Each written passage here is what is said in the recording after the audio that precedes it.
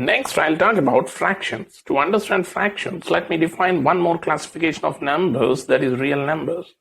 For example, take two integers 0 and 1. In between 0 and 1, let us define a random pattern of decimal numbers 0.1, 0.2, 0.3, so on. Here I'm taking up to 0.9. In fact, in between 0 and 1, how many decimal values can be defined? It is infinity. Again, you take 0.1 and 0.2. In between these two numbers, a set of decimal numbers, again another pattern like 0.11, 0.12, 0.13, so on, can be defined. Again, take 0.1 and 0.11. Another set of infinite decimal values can be defined. So what we can conclude here, in the world of real numbers, in between any two numbers, infinite numbers will exist.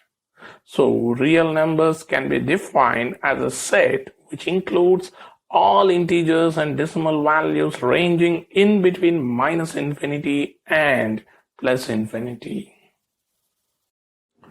Real numbers can be represented in two forms. One is decimal form, another one is fractional form. So, fraction is a general form of representing real numbers. Remember, associated with every decimal number, there will be a fraction. Let us take an example. 3.75 is a decimal number and 15 divided by 4 is its fractional form. Here we have an observation about decimal numbers.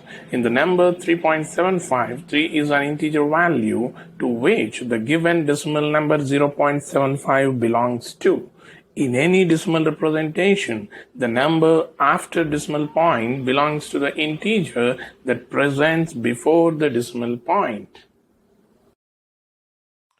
Here we have an important point to remember. Associated with every decimal value, we have one fraction. Based on our requirement, often we need to convert a decimal number to its corresponding fraction and vice versa. The procedure is quite easy. Let me explain with two examples. Consider a value 0.5. First, write it as 0.5 divided by 1 and multiply its numerator and denominator with 10. It gives 5 divided by 10, whose value is 1 by 2. So the fractional form of 0.5 is 1 by 2. Next, consider another number 2.85. First, multiply and divide the given number with 100 and it gives 285 divided by 100, which is equal to 57 divided by 20. So, any decimal value which is of the form AB.CDE can be given as ABCDE divided by 1000. I hope you got the point here. The weight with which the given number is to be multiplied is decided by the number of digits after the decimal point. Next, how to convert a fraction to decimal value?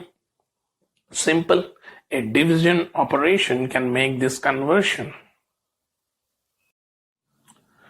With this knowledge, a fraction can be defined as follows. It is a way of representing a real number which is always in division form with numerator and denominator.